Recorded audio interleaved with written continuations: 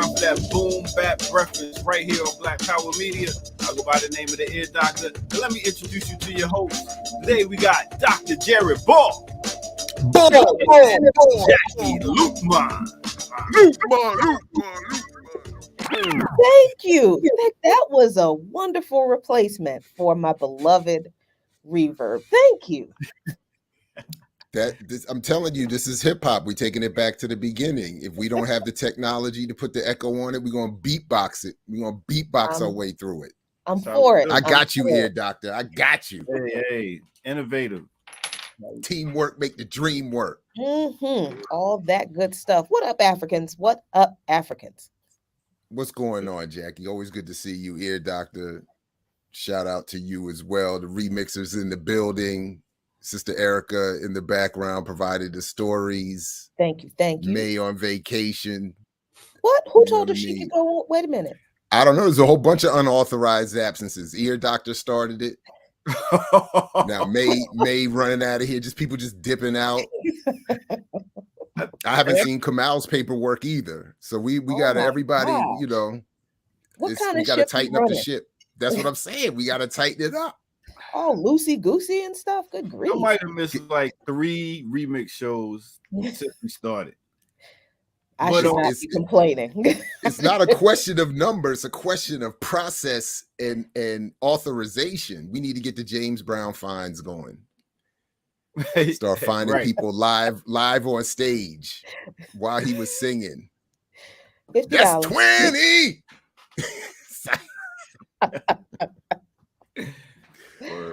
Anyway, we're making it happen. The only thing that I don't like about the teamwork thing is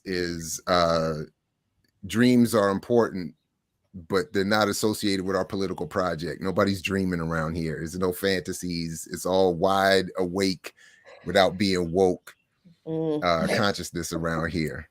These boom bap breakfasts. All day, all the time. I must say this group right here is the best dressed group. Oh, look at that change Jackie got on, boy. And the jewelry. Jackie is carrying us. I do have my Poor People's Army shirt. I'll give you, all right. I'll big up you for that. I'll big up you and my remix mug. No. Well, yeah. What is that? That's what I got my remix stuff. So I'm gonna start rocking my remix swag. Yeah. You know, sometimes you gotta dress good even if you don't feel great. So sometimes, that's what we do. Well, yo, I'll catch you on the break. Till you make it. All right, Ear Doctor. Thank you very much. The mug does make the coffee taste that much better. Does it really? So it absolutely does. Okay. What about the Uncle Nearest though? You know what? I've been taking a little break. I have not had Nearest in my cup in a minute. So what? Yeah, I haven't christened the new cup, the new mug yet. But you know what? That sounded good. The way it sounded coming out of your mouth just then, it just that sounded. I have Uncle pushed Nearest. you off of your. Maybe, you know. I mean, it's just a break. It's going to end eventually. Okay. You know. All right. Okay. Listen, before we get anywhere, I just not directed at anyone in particular, I guess other than the author and the publication, but I just want to say that just in general, I know we all don't agree on a number of different approaches to the struggle, but there has to be, we have to put a cap on the disingenuousness in the arguments. And when I saw yesterday Jacobin magazine publishing a piece that associates Afro-pessimism with Zionism, I think we've gone too far. So I get that folks have an issue with Frank Wilderson's work. I get that people have issues with Afro-pessimism and race-first analyses of any kind. But that kind of association was just pure disingenuous madness. And I just wanted to take a moment to put out into the ether space, to put out into the YouTube streets, the vibe of we got to do better than that. That can't be the level of argumentation. So all I did in response to Jacobin and that author was to share again the last conversation that we had here with Frank Wilderson. And I'll say again, I dare anyone, regardless of your views of Afro-pessimism, I dare anyone to watch that interview and conclude in any way, shape, or form in agreement with the arguments of that article or any of these similar attacks on the work. Total madness. And for such a publication that I do not read for other reasons, but that I know has a certain level of importance among segments of the left. You know, even our beloved Black Agenda Report has historically stepped into this, I think has made errors in its approach to Afro-pessimism as well, but not at this level.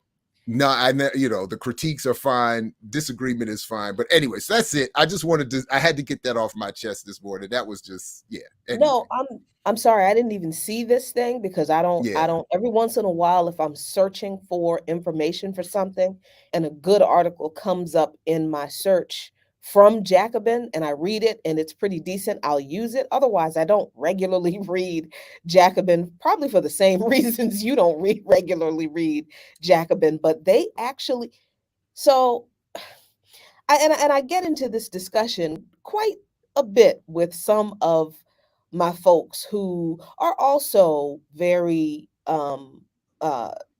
dubiously inclined toward the race first analysis. They're very, some folks are very not on that tip, and they always bring up, well, are we talking about all Black people? Of course I'm not. And if you know me, you know I'm not talking about all Black people. You know, when I say that I love Black people, I'm not talking about Clarence Thomas and Candace Owens and Linda Thomas Greenfield and Lloyd and Austin. Barry.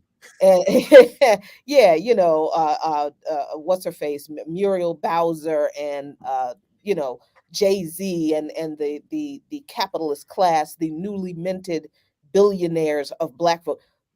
If you know me, you know my politics, you understand that I'm not talking about those Black folks. I'm talking about working class, poor, and oppressed Black folks, right? But to equate Afro-pessimism, which on its face I thought was just the examination of the continued effects of racism and white supremacy, specifically among Black people in this country and extending it to the rest of the world. How is that equated to Zionism? Where are Black people stealing land from other folks and then kicking people out of their houses, bulldozing their homes? Where are Black people? Where are aggrieved Black people? Because we've got legitimate grievances. Where are aggrieved Black people stealing golf courses and kicking folks out of the country club and setting up settlements in the country clubs, claiming this is our land? And now that I say that, that's actually not a bad idea. But where are we doing the kinds of things? Where are we imprisoning people who have done nothing to us? That is it's the like seeds. The argument was about the seeds of the nationalism and the ethnocentrism that are being attributed to Afro-pessimism that lead to but because again, of course, you're correct. There's no even call among certainly not within Wilderson's work, or for there to be that kind of telling Black people to side with European imperialists, to have land put before, captured from some other. I mean, there's so many flaws with the political project of Zionism and that's why I'm saying you can have any number of criticisms of Wilderson, of Afro-pessimism. It's just disingenuous to make those parallels. That's all I was. So it's not even about my bias in defense of Frank's work or whatever else, or my criticism of how Frank's work has been, I think, misinterpreted in different spaces. It's just that particular. And, so for instance, when Black Agenda Report publishes pieces coming from their baseline of Marxist Leninism as a critique, I get it. We don't have to agree, but I get it. Sure, there's an argument there. But this one was, coming from the Jacobin place with the Zionist thing was a hot mess. And good morning, Kim. Good to see you as well this morning. Welcome, welcome, welcome. Hey, good morning. And while we're shouting out, and greeting people, thank you, Norman, for the super sticker. Appreciate your support. Up, Norman? Thank you. And that's you know what? That's so There's wild. I see some inquiries. So again, the hair project is what it is. Trying to, it's a mess. But what we do for our children, and I noticed the same thing, Sugar Booger. I said, so Mother Nature has really, she shined light on me. I can't complain too much, but she is clearly messing with me. In the hair that will come back is not as gray as the hair on my face. So I'm like, wait. So you saying if you take the hair that would have been nice and plush and black, and then you let it cut. I'm like, so I'm so confused at how this is all working. But I'm committed to see it. Until I get the instruction from the boss that you've gone too far. We letting it see. All right, let it go now. The children were like, are the girls aspiring to braid it? Is that the goal here? That's really? Exactly the goal. So yeah, because my children have never seen me with hair other than in old pictures. So there's always been this, can daddy grow out just a little bit? They've even said, can you just grow out one little patch that we can braid in the back, like a rat tail or something? Can you just let one little piece? Hey, Jared. Yeah. Your kids are setting you up, son. I know. It's clear. It's a hustle.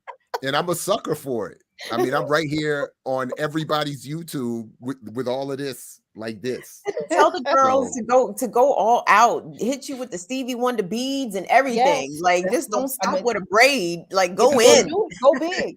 Go big. Designs, you know what I'm saying? Asymmetrical joints, have them going around the side, squiggly, braids. Yes. Make sure to get the baby hair in the back. Mm-hmm. But you know what I've had to I've people don't look too closely because I've clearly lost all memory of how to edge up like the side, like it's all just a mess. Because all I've been doing for years is just shaving it all off, and now it's like, oh my god, I'm supposed to have a line. It's like, nah, it's just a mess. So I'm trying to just look straight forward into the camera as much as possible. No head turns. So anyway. It's the things we do for our children. I mean, it creates a sense of depth, and there's character. It does. I'm serious. It does. It does. It's not like this blank slate there. It's a little bit of color back there. She said you weren't even 3D. You can only say this kind of stuff to people you love. No doubt. Hey, it's all good. It's all good. Look, one thing parenthood and turning 50 has done for me is totally erased my ego. Like if there's none left. So it's all humbled Jared before you at this point. So Ricky's telling me I need to behave myself. So okay. No, it's all good. It's all good. So, so anyway, I appreciate everybody. We will keep you up to date with the hair growth project and the Ball family braiding plan. Do the best we can. But somebody hold it. Castor oil. We gotta get you some castor oil, some rosemary oil. Like let's turn this growth process up. You know what I'm saying? Castor oil will make your hair grow quick. So go ahead, slap some castor oil on it. Yup. You're going to be nice and furry. We'll go to I gotta head out to the store today and get some hair growth product. Let's get it together. Anyway, somebody definitely not worried about that. He's so cool with his baldness that he's chilling at the beach today in full relaxed mode is the ear doctor. Hey, Jared, we friends, right? We're friends. Here we go. That's the preface. That's the prelude to abuse. But go ahead. Don't listen to none of them, man. Listen, take your life back, man. Father's Day is coming up. Just tell them kids, listen, I'm not doing what y'all asking. I know what it looked like. And that's why I went bald in the first place. I did. I mean, I was immediate with the Clippers. I did not hesitate. But you know, I'm telling you, you know what, man? I don't want my life back, man. I am happily submitted to my wife and children. They got it. I'm happily submitted. So and look how happy you are. Look how happy you are, Jared. Look how happy wife, are. happy life. Look at that. When man submits, look how happy he is. And that's listen, it. Just let it wash over you, gentlemen. Just, and then just you got troublemakers like Ear Doctor coming in trying to mess things up for happy people. Let's go to a break.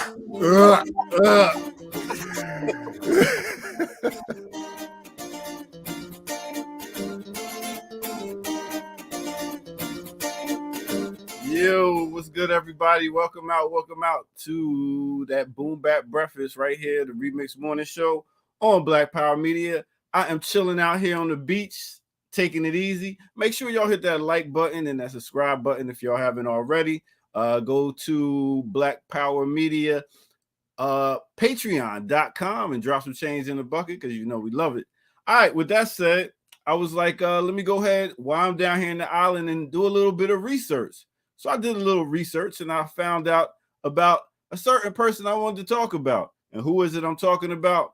No other than, bam, the father of soca, Rosh Shorty, a.k.a. Lord Shorty. That's right.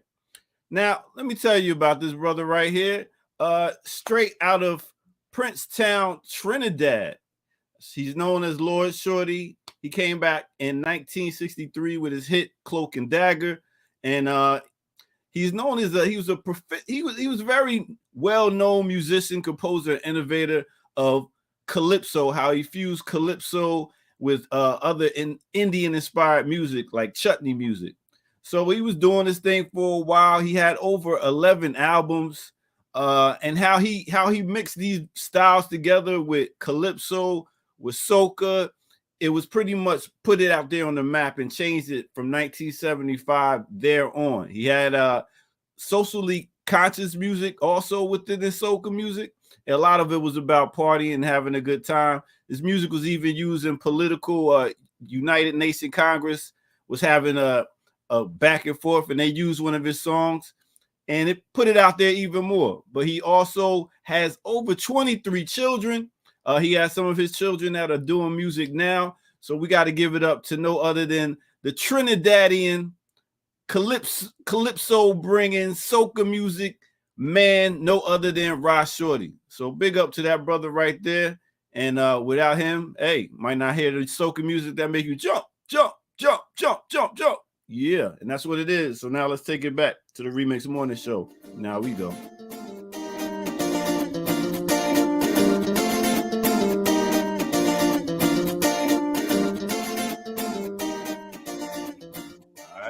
Word up. Thanks for that little bit of Trini music history. Thanks. That's great. Little sprinkle there, you know. But I don't know. I have to admit I don't know anything about the brother there, but I will say, man, shout out to Trinidad and Tobago. Thank you for sending us Kwame Ture among other gems. And the nicest hotel room I've ever stayed in was in Trinidad. I will say that. Got sent down there by my university on some business. It was a totally nonsensical boondoggle waste of money and time, but it was nice to get to pass through the country real quick. It was dope. And that hotel room was nice. One of the best partying groups ever on the planet Earth when it comes to dancing, dance music and stuff like that. Carnivals, all that. They put on a great, great party. So big up to all my Caribbean massive. I catch you on the next break. Peace. Thank you, Claudia Jones. I didn't mean to miss the whole roll call, but of course, Claudia Jones. Thank you very much. Here come all the Trinis. Trinis like, hold on. Yeah, hold on. Now he said one. You can't just say one. I knew it as soon as I said it. It was a mistake. I was like, damn it, what you doing? You gonna miss? You gotta get the whole Trini check in.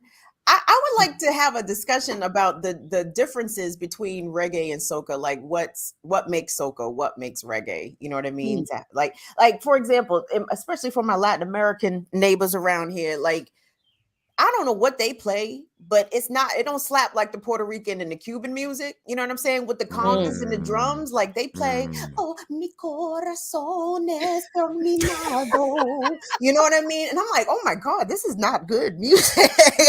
where are them congas? Where are them horns at? Where's my guy?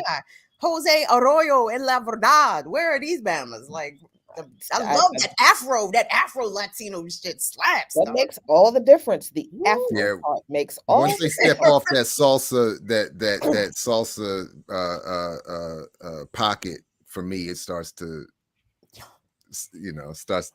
all that bachata and all that other stuff and merengue. I'm like, nah, you can keep all of that. Just give me that salsa, and because like you said, I need that. And like my man said, what's his name? Just retired too. I'm forgetting his name, but when what's his name? He legend with Rare Essence and anyway, Go-Go legend. I years ago did an interview with him, and he said, anyway, it'll come Essence, to me. Donnell Floyd, white boy. Floyd. Donnell Floyd, D. Floyd at his on just before he retired a couple of years ago. He did an interview, and he said he uninvited, just in talking. Go-Go is the best pocket and salsa is second. And I was like, I wasn't expecting that. It came kind of out of nowhere. I was like, that's what's up. And it's exactly right. You hear that baka boo boo, baka boo boo, baka baka boo boo, baka. And I'm like, what? Anyway, but yeah, once you start veering off of that, you cannot ever unhear it. Yes. Yeah, no. Yes. Yeah. No. Slaps. Slaps. Speaking of slaps. Speaking of slaps. There's a map out there that's begging for one.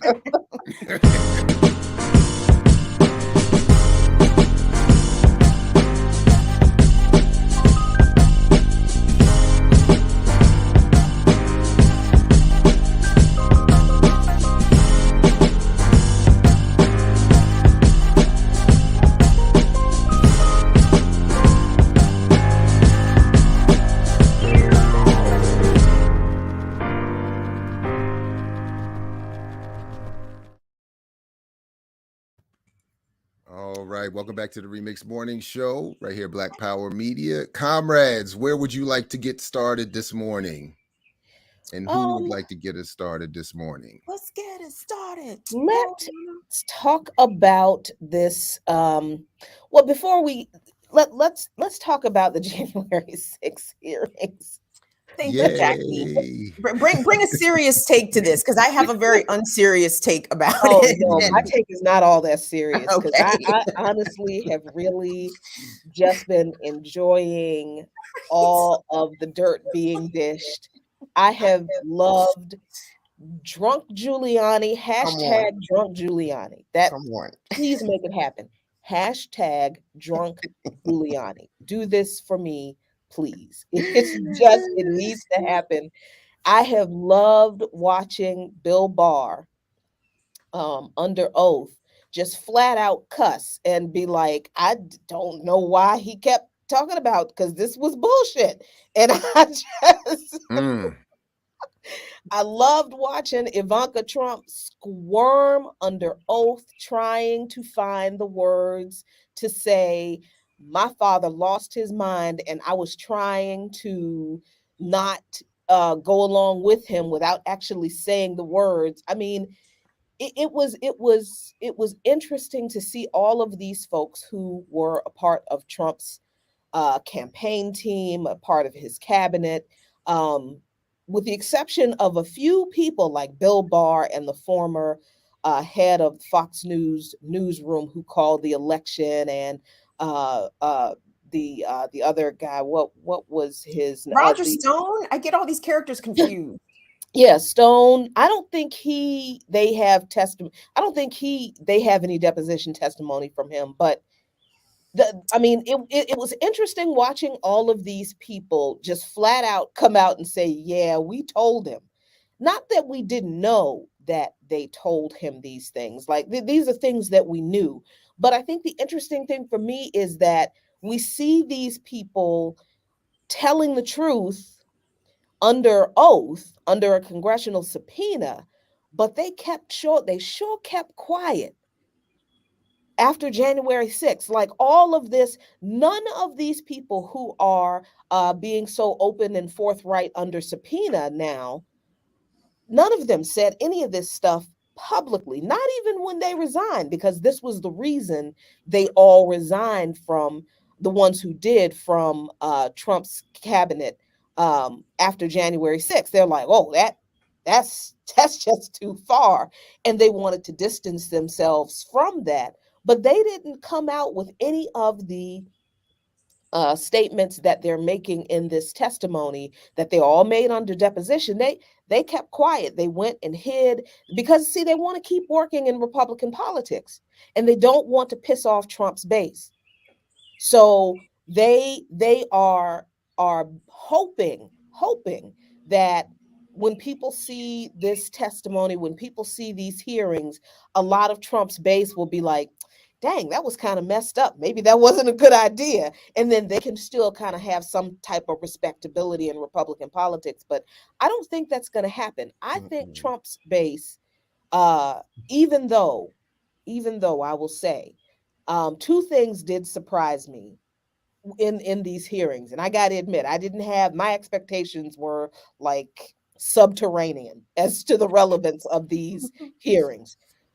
But two things so far have surprised me. Number one was the additional footage. And I talked about this on my Power Lunch with Jackie Lukman, which, by the way, I am doing at 1 o'clock on a few weekdays. Because honestly, y'all, that's when I have the most energy. And when that's when things make the most sense in my head, and I'm the most coherent. Because at 7 o'clock during the week, no, I'm pretty much a brown blob of goo. You see, I'm trying to.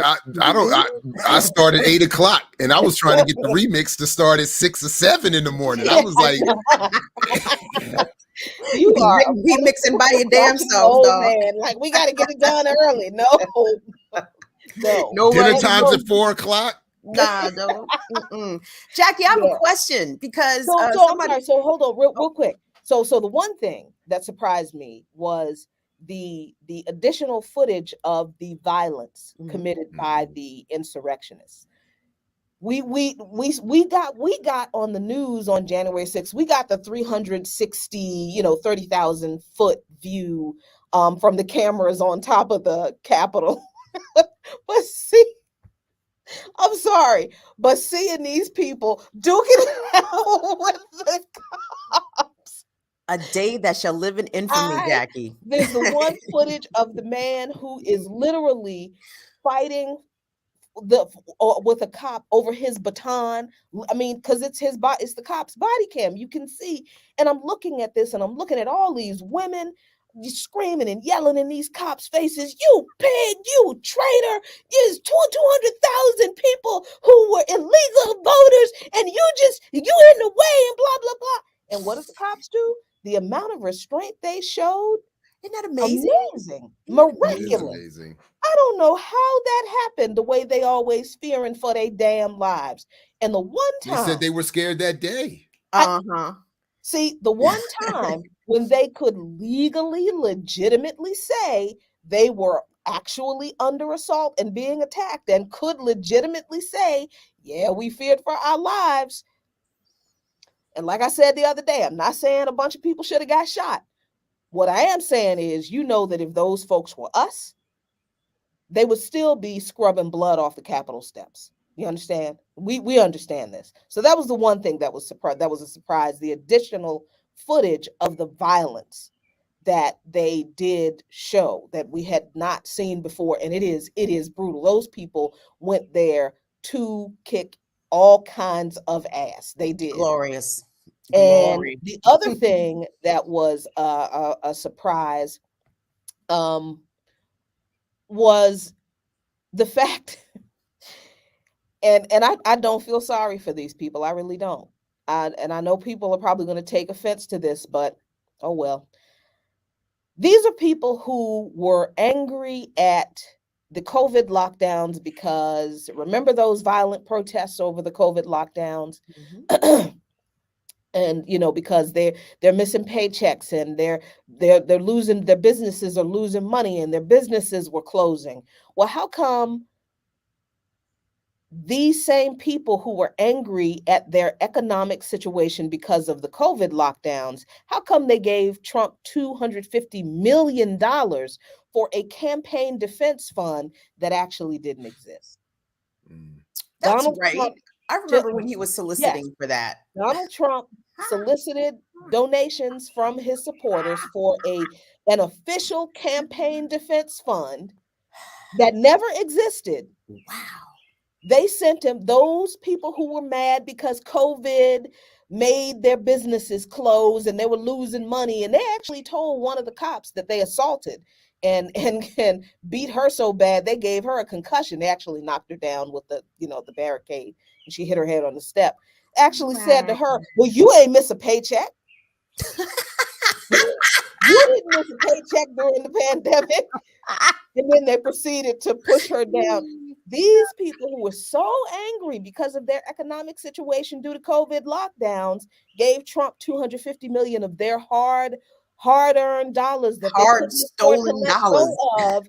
And he took that money and gave it to his political action committee. And the political action committee gave money to Mark Meadows' campaign, a company that hired people who were a part of Trump's, who left Trump's cabinet, and Trump hotels. So Trump, this was a grift. Donald Trump ripped his supporters off in more ways than one, but financially to the tune of $250 million. And I do not feel bad for them. They was happy to give it, Jackie. They wanted to give it. And the thing is, Trump supporters know that Trump is a scammer, which point to the point in Donald Trump's life where he has not been scamming. You know what I'm saying? Like, this is what he does. These people knew exactly what they was doing when they was giving Trump that money, $250 million in scam money. But Jackie, let me ask you this. So someone brought it to my attention yesterday, and I've only been paying semi-close attention. Is it accurate that there are going to be no criminal recommendations coming out of these hearing proceedings? Like, no one's going to be recommended for criminal stuff, even the sitting Republican Congress people who were coming to Trump in the days after January 6th asking him for a presidential pardon because they knew they had committed some sort of acts of sedition or conspiracy in that regard. Is nobody going to get charged criminally here, Trump included? Well, here's the thing. From what I understand, the Senate, the House Commission doesn't have the authority to charge anybody with anything. What? No, they don't. The Department of Justice can do that. Right. So, and I think what's his face? I can't remember the Merrick chair. Garland. Oh no, the chair of the panel's name. Benny Thompson. Benny Thompson. Yeah, he explained that at the beginning, at the beginning of the hearings, and look, I don't know what the legal precedent for that is. I'm not sure, if I can't explain, what the precedent for that is, but I know that according to their rules, that they don't have the legal authority to charge anyone with anything. If this is a hearing, this is not, and where they present the evidence that they have found in their investigation. What can happen and what the Department of Justice has requested is to receive all of that information, all of the videotape testimony, all of the documents, everything. So if there are going to be charges brought, the Department of Justice can bring charges. I think the hearing was postponed for today, excuse me, because I think there's actually infighting on the committee as to whether they should recommend that the Department of Justice make indictments or whatever. So, I mean, that just goes to the political nature of the whole thing. Like, they can't even make up their minds whether they actually want to make a official recommendation that these people should be charged to the DOJ, that these people should be charged.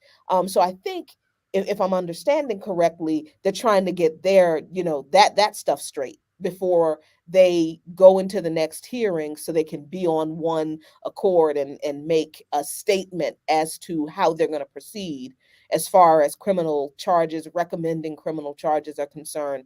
They have to decide what they're going to do about that, but they can't actually bring charges. They can give that information to the DOJ and recommend. I wonder how likely that is. I mean, I see people in the chat is like nothing's going to happen to these people, and I agree. More than likely, not much is going to happen. But then the side eye goes back to the Democrats. Like, if y'all not going to bring no charges out of this, then what was this spectacle for? Like, because people who've been paying attention to it have been paying attention to it.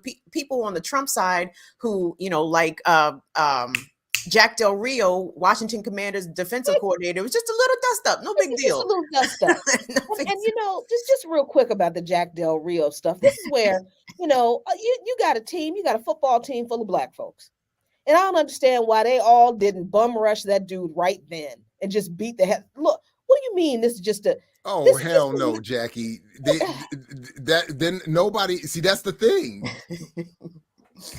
First of all, Jack Del Rio, stop an opposing offense before you talk all this trash about people bum rushing the ball. First of all, could you do that? Could you scheme up a defense that stops the opponent? And that's why I was saying that's why he liked what he saw on January 6th, because he's used to seeing his defense is getting overrun. So he was like, this makes sense to me. I also saw Shannon Sharp say on TV the other day, having hit his own history working with Jack Del Rio with the Ravens and playing against him in the league and all this. And he said, so this is where I'm thinking in response to what you just said, Jackie, about the players. He said, I've known Jack all these years, and if you had told me up until recently that he was going to say this, I would have said, nah, that couldn't have been him. You know, I didn't know him to be this way. So that's, you know, the one part of that I believe is true. And this is where is that I don't believe in the locker room. People get deep into conversations about where they are politically. Everybody knows their cliques. They know the white boys hang with the white boys and they have their clique here and that. But in terms of where I think there's just a general assumption. We all know what it is, but we're all here to get paid. And these players are not going to risk stepping out there to, you know, they saw what happened with Kaepernick, and to a sliding scale, they're thinking, you know, so they're obviously already seen some of the players. Now, some of them have said, particularly some of the more recently retired ones have come out and said plenty. Some of the players from the locker room have said more or less like, you know, well, you know, as long as he comes in here and he does his job, I really don't care, blah, blah, blah. That's the standard line, right? And then, you know, or we'll handle it internally, which is again the standard line. But anyway, so that's one thing. The only other thing I wanted to raise, and then I'll be quiet again, is that to me it seems like this whole hearing thing is largely about, as you said, I think earlier, Jackie, about people positioning themselves for the next round of elections, et cetera. So even where I saw Ivanka disagreeing with her father online, it seemed to me was like, okay, now that we're not in the White House anymore, I need to go get back to my regular career where I can actually do business with people and try to function out here. So I can't, so I need to be able to say, you know, I don't agree with everything that my father was claiming, and I don't want to be on team drunk Giuliani, you know, so because I got work to do. If he wins again, maybe we'll see what happens with that relationship. But anyway, but that's how I've seen all this. The Democrats, everybody, they would like to blame everything that's going wrong on the country on a presidency that's not even happening right now. So nobody focuses on Joe. The Republicans are trying to position themselves to get rid of Joe and to be next in line. And other than that Shaman dude or whatever that got the actual charge or whatever, it seems like all these other white folks are just, you know, being hustled and pawned and by extension, the rest of us. Anyway. Yeah. And I think, you know, Kim, to answer your question, you know, what if charges are not recommended from, you know, by this committee? What was the point? The point was for the Democrats to finally have some kind of case against Trump, because they couldn't with the impeachment. You know, they couldn't prove the Russian collusion, because that was garbage. I talked about that the other day. So this is their case against Trump. And I mean, this time, okay, they actually have a case against Trump, but it's not something that they Now, I'm not going to say that this committee will not recommend that charges be brought against Jackie, if they're people. smart, they will. And we know Democrats are not smart. They really don't know how to govern when they are in power. Nope. And this is a power move. Donald Trump will be the 2024 Republican nominee if he's not charged with crimes. So if the Democrats want to neutralize Trump, kneecap Trump, charge him with something. Make sure that he can't be the nominee. And honestly, I don't see Nancy Pelosi going for that. Oh, I really God. don't. I don't see her going for that. I think there's going to be infighting within the Democratic Party about whether this committee should recommend that Trump be charged. And remember, there are only 2 hearings. There's supposed to be several more. So who knows what other evidence there is that they have to present. But I don't know what the Department of Justice can do independent of an official recommendation from this committee. I think they can act independently and say, we have all this evidence. We're going to go ahead with, seeking an indictment. I don't know, but I do know that for the Democrats, this is all about the midterms. This is all about the midterms and the 2024 elections. They are trying to delegitimize Trump and Trumpism. And it is not even like they want to destroy the Republican Party. They want the reasonable Republicans to come back. No, Nancy Pelosi is saying, I want a strong Republican Party. Where are the strong Republicans? Non-Trump Republicans to come back and take back over the GOP. Just say y'all don't want to win. Just say we don't like being in power. We don't like being in charge. We need Republicans to step their game up so they can come be back in charge again, because we don't like being in charge, say Democrats, apparently. Yeah, I mean, it's interesting television. The hearings have been, the 2 that I've watched, they have been more interesting than I expected them to be. But again, my expectations for anything substantive happening to any of these people being held accountable for anything they did subterranean at this point. See, I don't think J6 moves the needle as a midterm election issue. I think if Democrats are going to come out to the polls, it's going to be because of abortion and because of gun control, whatever that bipartisan Senate agreement is worth. Doesn't sound like it's worth all that much. But I don't think J6 moves the needle for Democrats or Republicans, really, because I think people are so entrenched. They've already made their decisions. And it's wild to listen to Trump people and Trump conservatives. So really like Jack Del Rio, for example, literally compare the January 6th storming of the U.S. Capitol to the Target getting burned out in Minneapolis. Like, sir, like those 2 things are not the same. They are not even close to being the same. But in the eyes of the Trump voter, they do view those things exactly the same. And if Congress and the Department of Justice doesn't come down hard, not only on Trump, but the congressional conspirators and the other people who have been charged as insurrectionists, it's going to happen again. They're going to do it again. Because what has really changed, Jackie and Jared, because all they have really done is beefed up the U.S. Capitol Police budget. But I don't know what else has really been done to prevent another January 6th thing from happening again. And if they're planning all these smaller things, the white supremacists, the Patriot Front, the Proud Boys, etc., these little smaller actions nationwide, they have shown us that they are capable of organizing a mass national thing. So what is to prevent them from doing that again?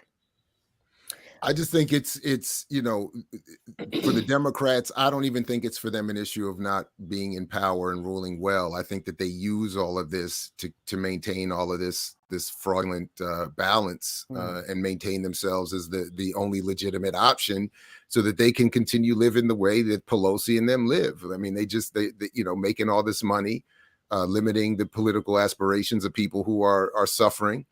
And then they can always, to whatever extent possible, they can always turn around. They can blame Tucker Carlson for the school shootings. They can blame Trump for everything else. Biden doesn't have to suffer any real scrutiny, and neither does the Democratic Party. And then when the midterms come around, whether it's gun control, abortion, or January 6th or whatever, or some collage of that and more, they're going to try to say, look, we're your only hope. You got to vote for us. And that's I think the extent of the hustle. Well, no, I think there's another part of this that I think is really important. And Kim, now that when you said, brought up the bipartisan gun legislation, which, yeah, okay, that's pretty much what I think of that. All right.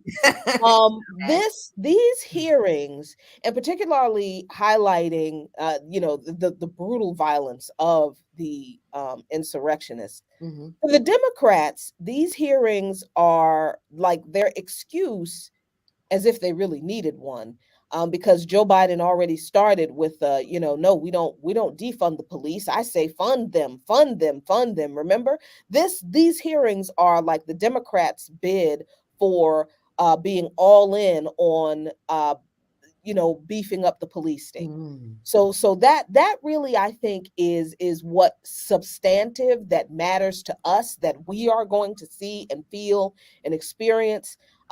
That's what's going to happen. That's what's going to come out of these hearings. These Democratic politicians are going to be campaigning on the violence in January 6th. And we don't want that to happen again. And this is why we can't defund the police. We have to fund them. And this is why your police budgets are going to get bigger. The police state is going to get bigger, more militarized, and more of us are going to die. And it's just it's going to be a vicious cycle. But this is fascism. This is what fascism does. So I think substantively, this is what will come out of these hearings, even if nobody who actually committed any crimes actually does any substantive time for those crimes. Because remember, the people that they have already arrested from the insurrectionists and who have been tried, they've gotten like a few months jail time. If what I'm saying though, Jack, is that I'm saying the same thing. Arrest. But I'm saying that, but ultimately what I'm saying is they were going to do that anyway. They're going to beef up the military and the police anyway, January 6th or not. So the Democratic Party, Obama was increasing police funding and the military budget before January 6th. So, in his term. So they're ever only looking for the latest justification to do it and to justify themselves as being the only option for those who don't want the Republicans in. So that's all I'm saying. Like it's going to happen regardless. Yeah, I think you're right. This is like, the optics for the Democrats to say, look, and I bet you on a bunch of campaign events for Democratic candidates now in the midterms, they're gonna show some of this footage that they have shown from the January 6th hearing. And they're going to say things like, we don't want this kind of violence. That they're never going to mention the 2020 uprisings against racist police terrorism that happened around the world. They're never going to mention that again. They're going to talk about all of this horrific violence on January 6th and how we can't let that happen again. And we have to have a strong police presence. And this is a campaign tool, I think, for the Democrats in the midterms. It's a visual campaign tool that they can go back and use. They've got stock footage, to shock people into voting for them and voting for more policing. But again, just like, we always know who gets assaulted and attacked with more policing? Us, people who look like us, indigenous folks, poor Latinx folks. That's who is going to feel the brunt of it. So can I ask you guys a historical context question? Because, this country doesn't deal with white rebellion in the sense that they don't really punish it. I'm thinking about after the Civil War, and the Confederates just had to swear an oath and promise not to do it again, and then they got to go home. And I mean, Lincoln said we need to treat them like brothers. Right, treat them like brothers. They just try to rip the country apart. Right. I mean, in World War II, we welcome. Come on, Nazis. Come on, we got a place for you over here in America. I mean, like this is a continuation of that same script. Like, oh my goodness, white people were upset. Wait, we have to. Don't do that anymore. Okay, Kieran, are you gonna tear up shit anymore? No. Okay. Here are your guns back, Kieran. You know what I mean? Like, it's just so. It's so. And to Jackie's point, and watch, and we'll go ahead and hurt some more Black and brown folks for you, just to show you, that that's the only group we're really interested in punishing. So we're not really mad at you. Yeah. We thank you, if anything. Yeah. Oh, real quick, while I'm thinking about it, on this tip of the Democratic Party being in on beefing up the police state and further entrenching fascism, that's the reason they are not focusing on the failed law enforcement response in these hearings. That's why. So as much as, and then I'll stop talking about this, as much as all of this information about the people who planned, what people knew, what they did, how they responded, the grift of the election oversight, for all that is very important, very interesting, very amusing, all that kind of good stuff. Yes. But the fact of the matter is, law enforcement knew there was a credible threat of massive violence, planned violence, days, probably a week, at least a week before the insurrection happened.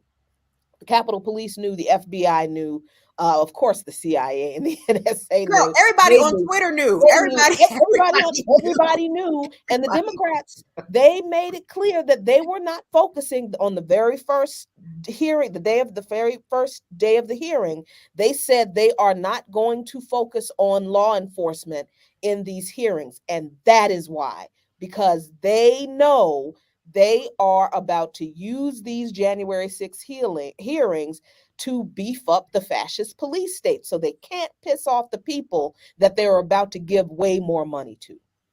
So. Wow. Kim, I know you shared this, and just before we get to the ear doctor, I'm happy to come back to it to talk more about it, but I can't help but I mean, just the visual is just like a moment of zen for real. Just seeing. Wait, let me set it up, Gerard. I was just. I was trying to turn the sound off. Right. Yeah. We journalists. Are we going to ear doctor? We're gonna play this first. No, I was just looking at it. Yeah, well, I think we got a couple minutes. Okay. No, I think we got 3 minutes. My bad. I might be wrong. Twice. That's what I'm saying. I was like, I'm just leaving it in the loop. I just think it's such it's such a peaceful and calming. Lost it. Where'd it go? Is this the one where the child is talking? No, this is the Guaido getting thrown out of that's glorious. That's lovely. Jackie, your thoughts about that? They beat Guaido's ass down there. What happened? He got his, and I'm messing up his name on purpose because I don't respect him, Mr. Guaido. It's glorious, but it's glorious. It's my guy here with the double-handed. He's just like, dude, what? Oh no! Well, zig when he should zag, my guy. Would just. The restaurant is this a restaurant? This is a restaurant, right? It looks like it. Yeah, he thought he was going to get a meal. Manager's like, no, and they're like, no, we need to. Somebody threw the paperwork. I love it. They were like, everything. Get this. Wait, and where's his group? They throwing the chairs. Look at dude, get the chair. He got the chair. He had two hands on the chair over his head. He's like, somebody getting this work. Damn. Yeah, he was stuck in that corner, boy. but he got off easy, obviously. Yeah, go ahead. Yeah. You know why, folks? You know why these folks are reacting the way they are? Why? Not only because he's clearly not the president of Venezuela, because this nigga stole their gold. Oh, because the U.S. helped this nigga steal their gold, and they know it. And they like, oh wow! I bet you somebody is like, give me back my damn gold. We're gonna take our gold back in beatings, Juan, in beatings. You're gonna take it out your ass. Out your ass. He's very unpopular, and not just in Venezuela in general, but even in the opposition party in the National Assembly. They hate that dude. Wow. Is he the Ted Cruz? Is he worse? Yeah, he's worse than Ted Cruz. Never mind. Yes. So, but well, you know what's dope? What's very dope is that we're gonna get a BPM exclusive of whatever the next major Hollywood blockbuster, summer blockbuster is dropping, because Ear Doctor is in there getting that bootleg for us. Oh, early morning in the theater, getting the next one.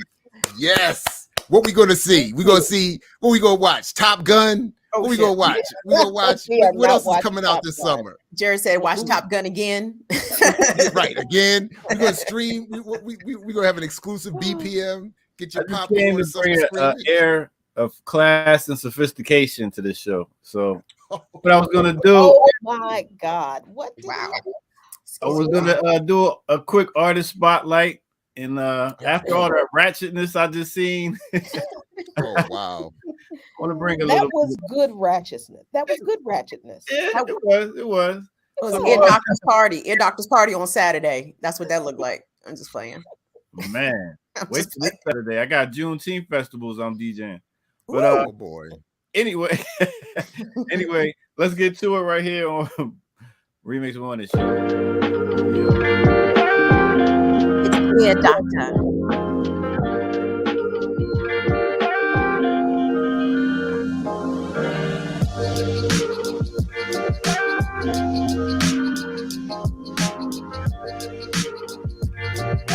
What's good, everybody? What's good, everybody? Welcome out once again. As we talk about music a little bit, I wanted to, yesterday, if you was watching the Remix Morning Show, you see how we got to see a mashup of classical music and hip hop. Just as you hear different instruments in music, almost is like a cultural thing. Like you'll hear, even with the soca music, you'll hear the strings that have an Indian type of sound to it. So while we're on the string music sound, I wanted to shed light on a sister I got to work with that also plays the violin, and she goes by the name of Brooke Alford. So check this out as she covers Happy Feelings right here.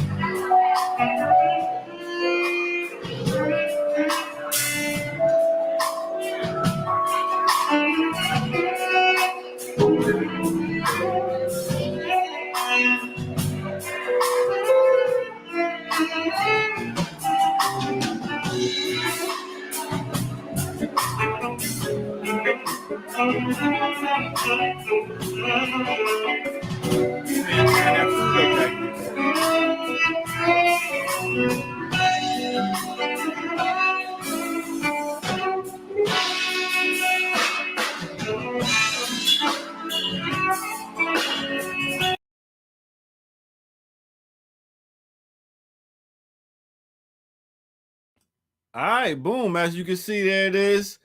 Brooke Alford. I got to do a couple weddings with her. She's real dope. So check her out. And that's what it is, real quick, on the Remix Morning Show. Now let's get back to our hosts.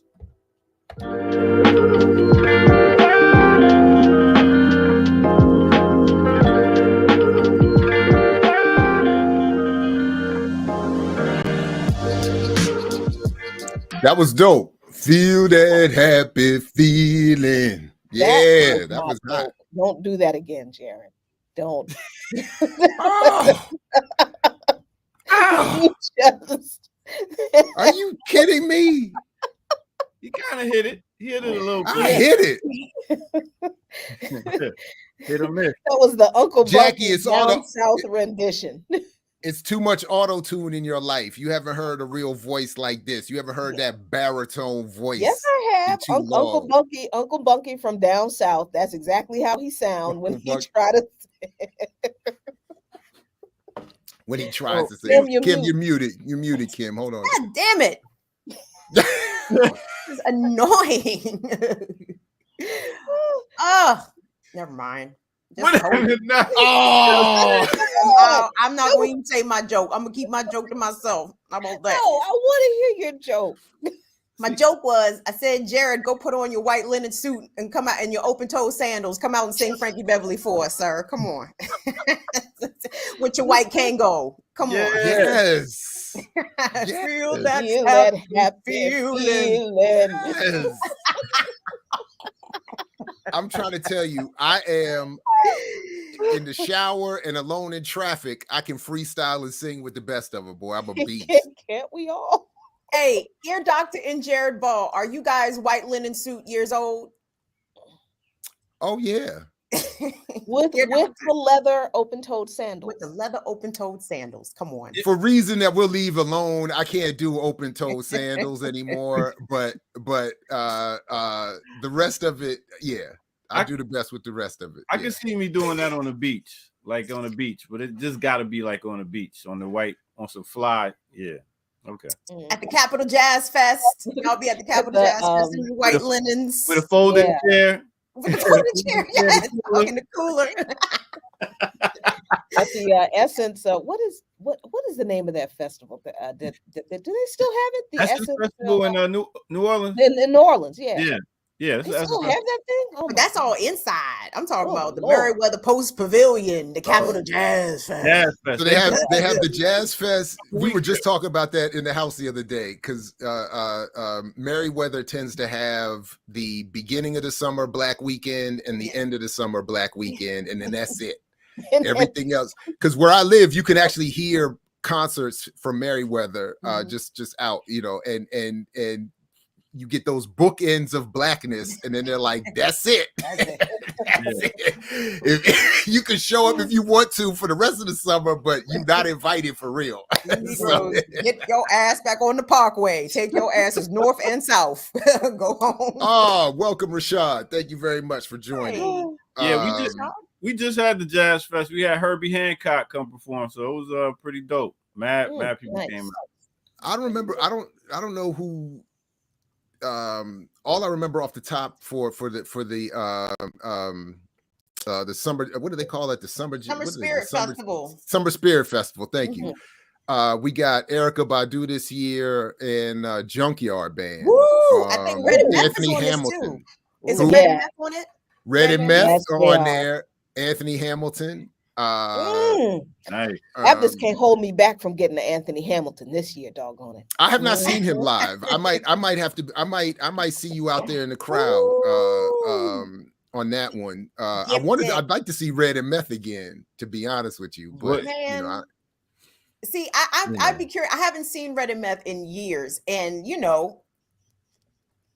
we old now, so do we get rowdy? Do we push each other? Hey, no. We sit on our lawn chairs and we respectfully, recognize and acknowledge. Oh, no. You talking to mosh pit Jackie over here? That's not good. I'm 55. The mosh pit is not happening at 55. I'm supervising the mosh pit. I'm like, when I saw Busta Rhymes a couple years ago at Merriweather, and it got a little rowdy for a quick second. Like he brought the energy. Even I was out the seat a little bit. I was like, and he was, but nah, it's Merriweather is, and I'm bougie now. I'm in the pavilion now. I'm not even on the lawn anymore. I don't even sit out there. Ain't no more suffering. I don't even know what the lawn is. Yeah. Well, that's all I used to know. And then a couple of years ago, we got stuck in the mud, and that was it. Right. I was like, nah. Yeah. I was like, nah. We collectively. What'd you say, Jackie? We should go. To what? To go see the Summer Spirit Festival? Yes, I agree. I would love to go see Junkyard and the Red and Meth and Anthony Ham and Badu. Like that is a middle-aged Black woman dream line. We'll get our pavilion seats and we should go. Bring our drinks and our snacks. Come on, man. Well, I'm smoking, but and your special snacks, yes. No doubt. All right, well, I'll catch y'all next break. Peace. All right, right on. One thing I wanted to mention to Ear Doctor and Jared before y'all went, I think, are y'all using sunscreen on y'all heads? Do y'all put sunscreen on your head? Oh, absolutely. Good. I don't, all jokes aside, I recognize where I am melaninly. and it's rough out here. And honestly, even for dark skinned folks, it's not a joke anymore. There's no ozone left. Yeah, that's so true. like everybody got to be careful at this point. I also use sunscreen. But yeah, I can't even. And I think after at least an early life of having hair, it's like super sensitive up there. It's like even when it's not super hot, like I gotta have a cap on when I leave the house, man. Otherwise it's gonna be hurt. Due to the ozone layer depleting, I definitely would start wearing sunscreen. I wasn't wearing it before, but now I am. So on your head, on the top. Yeah, at least up there, and I gotta put a little drop on the big nose too. You know what I mean? It's I'm just trying to look out for y'all, man. I'm just trying to look out for y'all. Appreciate you, Kim. Appreciate you, Kim. That's it. Yeah, we can't. I love being at the beach and putting on sunscreen and having the white people look like, oh, they use it too. Yes, we do. Yes, you see them looking out the side. They're trying to get a quick peek.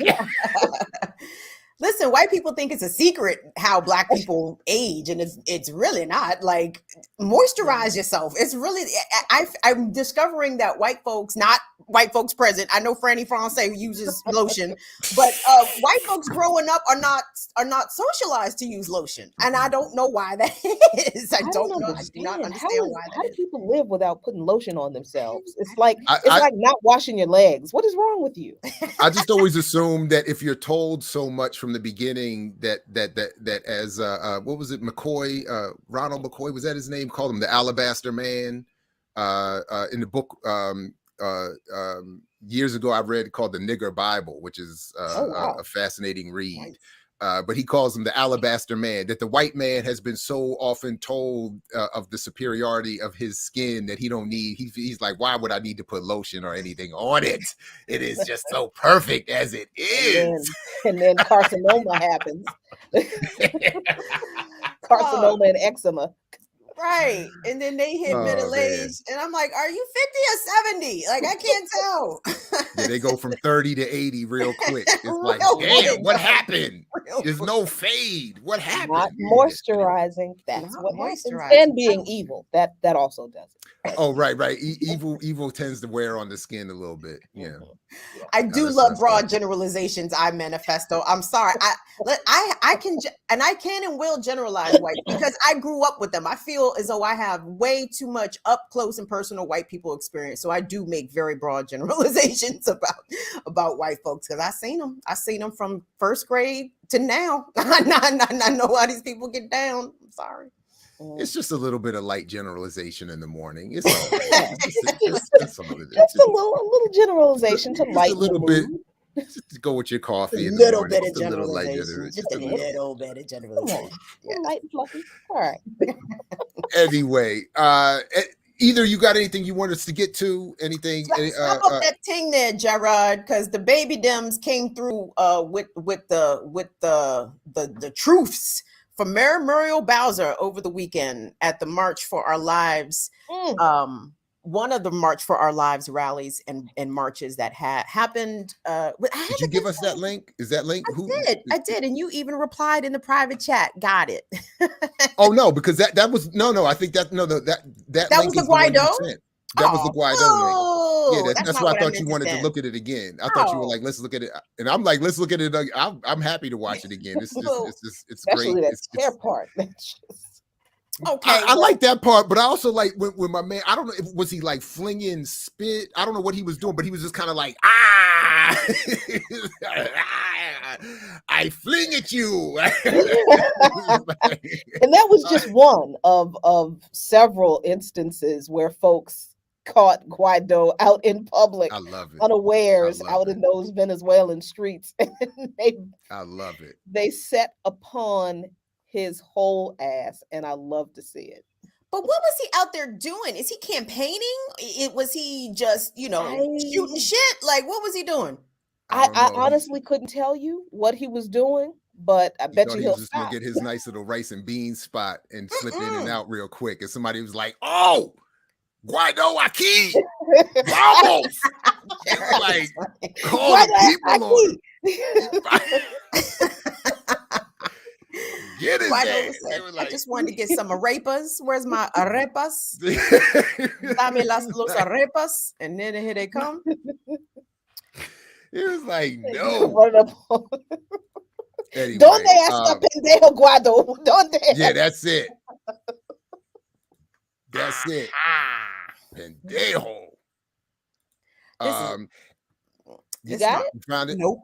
Okay. No. Let me pull this one up here. Since we, again, shout out to Sister Erica keeping us aflush with the stories here at the RemiX Morning Show. Thank you, Erica. And this one here, 60% of the population of the United States lost any constitutional protections against warrantless assault or home invasion by armed agents. In a tweet here by, I'm not sure who this is, but cities within 100-mile border enforcement zone. Okay, so this is a Supreme Court decision. This was right. Court's decisions from last week. Yeah, in a 6-3 vote, the Supreme Court ruled that border agents may unconstitutionally enter a person's home without a warrant and assault him or them, and they, I assume, and I'm assuming now that it's not unconstitutional. So I guess this is just some editorializing by Christian Farias. Federal courts are powerless to do anything about it. The border, once again, is a constitution-free zone. Wow.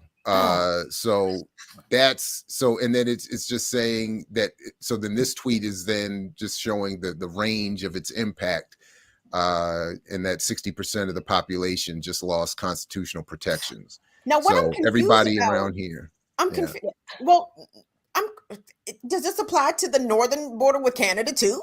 Like, or it looks like it. Yes. It technically, although we know that that's not what the intent is. Yeah, that's not doing it. But really, yeah. This whole, lost constitutional protections. Can we please remember that the Constitution was written by a bunch of landowning white men who did not operate or write any word in the Constitution or the Bill of Rights to reflect the interests of people who were not like them. Period. 3/5. And every Supreme Court, nobody appointed to the Supreme Court was selected from among the people. These Supreme Court decisions, they do not decide any of these laws to protect people who are not like them. It's all a big landowning, exclusive boys, girls club of bourgeois politics. And we never had any constitutional rights. Just so, if we had rights under the Constitution, they couldn't have been taken away, right? So as reported here by Reuters on June 10th, the U.S. Supreme Court on Wednesday made it nearly impossible for Americans to sue federal law enforcement officers who violate their constitutional rights, further narrowing the already limited path to hold U.S. officials accountable for even egregious misuse of their authority. The court's ruling grants actual absolute immunity to Customs and Border Protection agents. That's nearly 20,000 officers who work sometimes involves detaining migrant children and flying drones over protests to help with situational awareness. Border Patrol agents have more power than local police in many contexts, and they engage in full range of ordinary law enforcement activity, often far away from the border. Wow. So it's even probably worse than that tweet suggests, given that the court in Egbert versus Boulay held that CPB officer Eric Egbert can't be sued for allegedly throwing Robert Boulay to the ground and injuring him while trying to arrest another man at Boulay's bed and breakfast. Egbert allegedly retaliated after Boulay filed an excessive force complaint by asking the Internal Revenue Service and various other agencies to investigate him. Well, that sounds fair. That sounds fair. I think that's okay. You try to get me in trouble for violating your rights. I'm gonna get you tax, investigated. That sounds like a just use of authority. I like that. I like that. And never wanting to be outdone in my petty. I am impressed by that. You have been outdone that's at the level of petty. I think I got outdone. I'm gonna have to step up, but that's pretty gangster right there. So to Jackie's point, the already damaged or insufficient or maybe appropriate Constitution is now more appropriately working for those it's supposed to work for. I mean, this is about the worst court. I mean, there's been some bad Supreme Courts, obviously. The Roger B. Taney court, you know what I'm saying? There's been some very bad Supreme Courts. This court is fucking terrible. Like, they are going to issue some more disastrous decisions. I mean, the one that came out a couple of weeks ago, basically saying that, you know, you don't have a right to a competent attorney legally, because if your attorney is not smart enough to bring in all the evidence at the first trial, well, good luck on that appeal, baby, because no new evidence shall be admitted. I mean, this is bad. I mean, this is going from my grandma would say from worse to worser. Like, this is terrible. Well, let's get it even worser. Just real quick, because I thought we had already seen these pop-ups are abusive. Like, dang, really? I can't even get this out of here. So we're forced to look at that. I can't even get to the headline anymore. Anyway, but the Supreme Court just had its I thought that this was already in line to happen. Really, I can't get rid of this at all. You're gonna watch that ad, Jared. You're gonna watch that ad. Dang. Anyway, the House passed a bill on Tuesday that would provide security protections to family members of Supreme Court justices, sending the measure to President Biden's desk for final approval. The legislation, dubbed the Supreme Court Police Parity Act, cleared the House in a 396 to 27 vote with only Democrats objecting to the measure. So I'm sure that, by the way, that they'll use this as for the midterms as well. See, we did try to stand up. If you had voted for more of us, we'd be able to do more. But this was a Democrat proposed thing. Democrats came up with this. This was their idea, right? I'm pretty sure this was actually, I'm not sure, but I'm honestly, I don't know. I can't speak to that. I think the conservatives came up with this after the anti pro abortion rallies. Yes, I'm tripping over my words. The reproductive justice folks started showing up at Supreme Court justices' homes. So and protesting there. So I think the conservatives in the Senate, though, all 100 signed off on it. Oh yeah. On their version of the bill. So well, so what is hilarious about this is that in a previous Supreme Court decision, I think it was like Planned Parenthood, had something to do with Planned Parenthood in Massachusetts. Long story short, the court ruled that, guess what? Protesters can show up at your house. At your individual home, not just your workplace. And they made this ruling as a part of a decision about anti-abortion people harassing those seeking abortion services or seeking the services of, a women's health clinic. And I think the case originated in Massachusetts. And the court ruled that no, protesters can show up outside of the abortion clinic, and they can show up at the homes of workers of those places. So it's, nigga, what? Y'all, this was y'all's decision. Like, if you mad that people are showing up at your house, then maybe y'all should have ruled a little bit differently. And the recent case of a California man allegedly traveling to Maryland to show up at Justice Kavanaugh's house to kill him, mind you, the man called police on himself. Called police on himself. I said, this sounds like big plant. This is a big plant, dog. Like, hello, yeah, I came all the way from California to kill Justice Kavanaugh. And the 911 operator said, who? Rhett Kavanaugh. Like, no, the judge. So they sent the police out there to get him, and he's charged with attempted murder, which I think is a strange charge because he didn't do anything. He just called and told on himself. But that seemed like a very sort of phony-ish operation, in my opinion, to gin up support for this. You left out the part of that transcript, though. You left out the part of that call where the call said, I showed up to shoot Kavanaugh like you all told me to. What am I supposed to do now? What am I supposed to do now? Oh, get arrested? Oh, I didn't know that was part of the plan. Okay, I'll just wait here. I thought I was just supposed to get a check. Right. I'm like, this does not sound genuine. This does not sound like Oswalded. Right. You got Oswalded. You got Patsy. Show up at the movie theater, bruh. We got you. All right, I gotta run, folks. But yes, I gotta run. We've got me and Sean, the voice Blackman, got a job to do today on By Any Means Necessary. We are going to be talking about sanctions in Venezuela. We're going to be talking to our friend Dr. Margaret Flowers about California and their push to slash insulin prices, and if they're going to be able to do it, because Big Pharma is like, nope, we want to rip those people with diabetes off as much as we can until they die. And then we're going to talk about corporate lobbying influencing the U.S. positions at the World Health Organization. Lots of great stuff. And who do we have for the live hour today? Who is it? I wonder who it is we have for the. Oh, it's Kim Brown. We got Mama, tune in. I'm gonna be on the radio with Jackie Lukeman. You gotta watch. We have one rule, Kim. You cannot cuss. Oh, that's fine, girl. I can remember I struggle with this daily, so I just wanted to. My former constraints of FCC rules and regulations. I can remember them very easily. But yes, I'm very excited. And girl, the FCC ain't listening any damn way. Anything goes. And I think Power Lunch with Jackie Lukeman today at 1:00. Stay tuned. Until then, I'll see y'all next time. That's right.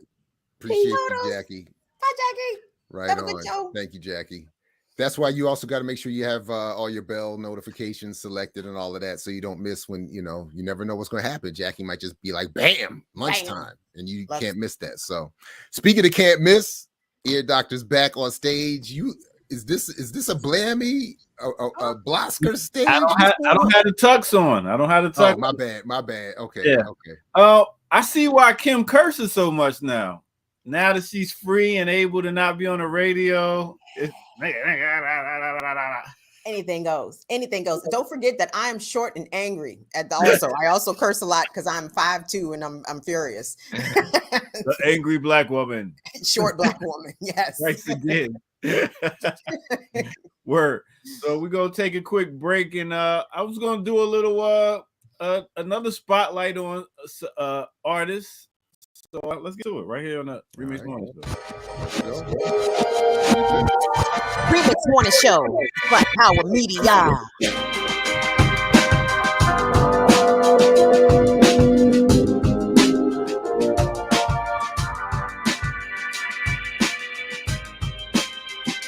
Just floating right now.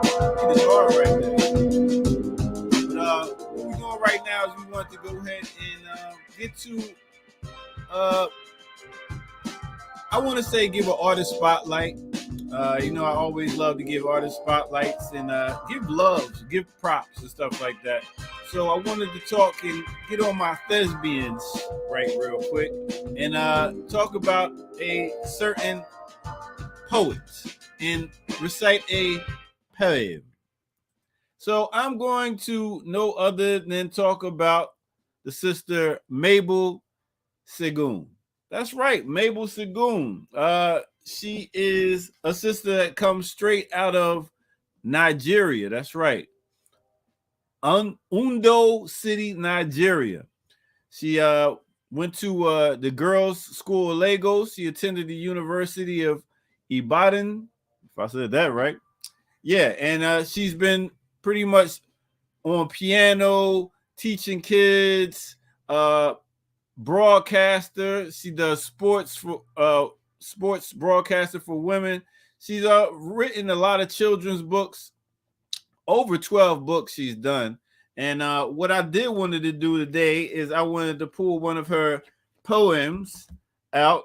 It's called The Pigeonhole. That's right. She's also done a poem about polygamy also. But we're going to do The Pigeonhole today. All right, here it is. The Pigeonhole. How I wish I could pigeonhole myself and neatly fix a label on. But self-knowledge comes too late. And by the time I've known myself, I am no longer what I was. I knew a woman once who had a delinquent child. She never had a moment's peace of mind, waiting in constant fear, listening for the dreaded knock and the cold tones of policemen. Madam, you're wanted at the station. I don't know if the knock ever came, but she feared on right till she moved away from the street she used to stay. It's the uncertainty that worries me. If only I knew for certain If only I knew for certain what my delinquent self would do, but I never know until the deed is done. And I live on fearing, wondering which part of me will be supreme, the old and tested one, the present, or the future unknown. Sometimes all three have equal power. And then how I long for a pigeonhole. Snap, snap, snap, snap, snap, snap, snap, snap, snap, snap. There it is. That's Mabel C. Gunn. So big up to that sister right there. And that's your poem for today. Or should I say, Peb.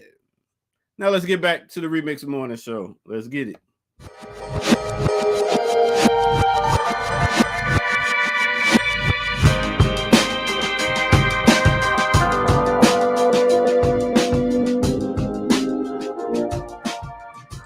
I love it when you read poetry, Air Doctor. It's very good. It was very good. Yes. Appreciate it. Well done. Like I just wish you were. I just think you should be on camera. I think we need to see you with the pipe and we need the whole like the whole like. Y'all want to see me struggling reading? I get it. No, okay. No, it's part of the vibe. It's part of the whole like I got you. Next poem, I shall do that. Okay. I think it's fine, Air Doctor. I think your voice as a narration over the visual is fine. I think it's maybe fine. More visuals. We working on it. Y'all let me know. More visuals or the visual of me reciting the poetry. Hey, we'll get back to that. All right. It's all good. It all works. Peace. Peace. Oh, you Negroes are hilarious. Kim, I just quickly, if I can, I wanted to all seriousness, I am petty and trifling. I get it. But I don't mean to make fun of, as much as I've been critical of the crypto space. Mm-hmm. I do find myself sympathetic, particularly with the Black folks who have been hustled into that space, who are likely losing everything right now with the current collapse of the market. So I don't want to just be like, I told you so. And the defenders of crypto, of course, are encouraging that everybody believe that it will come back. And that's why, folks, if anybody pays attention, as this thing crashes, you'll see people online using the hashtag buy the dip, encouraging people to buy as the price goes down, because it's going to come back up and blah, blah, blah. But there were a couple things. One, as this is crashing, I just wanted to there was a story that I'm not going to be able to pull up, but I just want to refer to the quote at least. If Kim, did you see the movie The Big Short by any chance? About the 2008 Wall Street collapse? Who was in it? De Niro? Everybody. No, The Big Short was everybody but De Niro. It was Christian Bale plays Michael Burry, the financial expert, who I'm going to talk about here just in a quick second. Mm-hmm. What's my man from? I'm drawing a blank, but my man from Michael Scott from The Office is in it. My man from Succession is in it.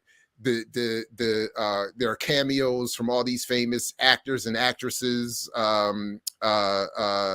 All the names I'm forgetting right now, but it's a very good movie about the collapse in 2008, and it focuses on Michael Burry, who was or is a financial expert who was running a hedge fund at the time, who predicted the collapse of the housing market and shorted it. And that's why it's called The Big Short, because he took out insurance policies, created all these new financial documents. The banks thought he was crazy. And when the thing collapsed, he made hundreds of billions of dollars for his investors, and his, he has been recently, over the last couple of years, very critical of the crypto space, and was recently quoted, and he's been even quoted as warning that this is coming, that this is a big bubble, that this is coming, people are going to get hurt on this. And, with all this talk of people saying it's, the phrase to the moon, we're going to take this coin to the moon, it's going to rocket to the moon. And Michael Burry's line, which I'm going to quote all the time now, I think is great. He said, well, if by to the moon, you mean a cold and dark place, that's what's happening with the crypto thing. So it's disappearing. It's down to, like, Bitcoin is down again today, another almost 7%. to just over $21,000. People are losing their money. And then, not only that, but as I'm going to pull up here, there are people losing their jobs as well. As a result of the crypto collapse. Absolutely, because all these, starting with some of these exchanges and platforms that trade in the crypto, as this story shows in the New York Times, the music has stopped. Crypto firms quake as prices fall. Coinbase, one of the largest exchanges, I think the largest exchange in the United States, said Tuesday that it was cutting 18% of its employees. Damn. After layoffs at other crypto companies like Gemini, BlockFi, and Crypto.com. Because there's this, trillion, I think $1 trillion or more has been wiped out in terms of the market capitalization of the entire crypto space. So over the course of how much time? Like a month? The last, not even that long. The last couple of weeks, even. Yikes. I mean, it's been on a steady decline over the last year. It went up a little bit, and then now it's like completely falling out, and people are losing, everything. With all these claims that, like it says here, for years it's been said that Bitcoin and crypto will be marked as a hedge against inflation. But that's obviously not the case. More than 62 crypto startups now worth $1 billion or more. According to CB Insights, a firm that tracks private financing, last year the industry received more than $25 billion in venture funding across 1,700 deals, according to research from The Block. They're talking about the investments and the support of it over the last year, comparing it now to the late 1990s bubble that burst. The .com bubble. That's what I was going to ask you. How does this compare, or are those things even comparable? Well, from my perspective, looking at the marketing of it, the comparisons that I've been noting and watching others track is that particularly around the Super Bowl, was that the claims that the money being spent on promoting cryptocurrency is akin to what was happening at the turn of the century with the promotion of the .coms, encouraging the same kind of mythology that this is what's going to newly save everybody. This is the new thing. You got to get in. And then it crashed. And part of what this article goes on to predict is that just like the .coms, we're seeing what we're going to see is a handful of major players are going to survive and everybody else is going to disappear. Although I think the difference here is that there's no product or service, unlike at least with some of the .com, websites like that survive, like Amazon. Whatever we think about Amazon and Jeff Bezos, there is an actual service that it provides, unlike with cryptocurrency. So I think it's going to get even worse in that space for those who don't get out in time, and except for the handful of big time players who are going to make all the money as this thing fades out. So in that sense, I see a huge comparison that there was all this interest in promoting with ad revenue, the .com bubble, and then it collapsed. And again, if you weren't if you weren't Amazon and Yahoo, thank you, Franny French. Appreciate your support. If you're not one of those, if you're not Amazon or Yahoo in the crypto space, you're going to be wiped out. So anyway, I on some level, I always feel bad when I hear about layoffs, even if it's in these spaces. I definitely feel bad for who I know are, if people are being honest. I don't know to what extent they're being honest publicly, but many people are, and worst part about it, Black people who have been convinced to invest are going to be, have to be losing everything at this point. And I think it's terrible. Anyway, and that's why I think it's so important that we kind of have to discredit the pushers of this, right? Sorry, Hill Harper. You know what I'm saying? That's what I'm saying. You're giving people bad advice out here, my guy. Maybe this ain't you. This ain't your lane.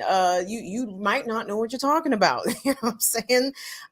This is extremely sad, because when I think of crypto investors, and I don't pretend to know any or many of them, but I really think of young men and like white folks. So I mean, I'm generalizing again, but every young Black man under the age of 35 had a crypto spiel for me. You know what I'm saying? Like, oh no, you got to get into this Doge and that. I'm like, that shit sound like funny money to me, baby. I can't. I will not. But the people who are pushing this on our folks have to be called out. And I'm curious, Jared, have you seen anybody who was a public advocate of Black folks in particular buying cryptocurrency? Has anybody started to walk that language back or walk that rhetoric or that advice back? Like, maybe the mattress is a better idea, Black folks. I haven't seen it. I haven't looked, admittedly, too much. The only walking back I've seen publicly are those like DJ Khaled and Kim Kardashian and Floyd Mayweather, who are being sued. So they're trying to walk it back, be like, I wasn't trying. I didn't mean to do it. I didn't. But I'm very interested to see.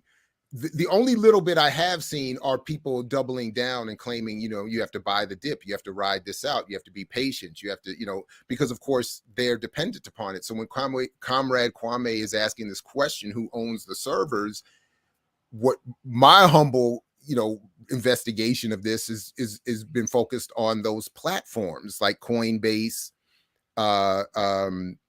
I keep getting it confused. It's Bitfinex I think I've previously said Binance, but it's Bitfinex, which is the largest. These are the exchanges on which these all these currencies are exchanged and traded. So Bitfinex, right, is the largest one in the world. Coinbase is the largest one in the United States, and I think FTX is maybe second place or third. They're the top three, but they're all either Asian or white owned platforms. They're making the Chinese dude that owns Bitfinex, it was shown, I think, is almost worth $100 billion now. The CEO of Coinbase, white guy's name slips my mind at the moment. I think he made $600 million just over the pandemic, just during the pandemic, for himself, that is. So I mean, these are the folks, and everything is consolidated. The mining of it all is run by like 5 groups, which is again something that I don't understand. That. Don't try to explain it to me. Like, what do you mean mining? I think of backhoes and drills, not computers. But I'm just sorry. A lot of computers figuring out, racing to figure out a formula and to get credit for creating a new coin. That's the extent that I really.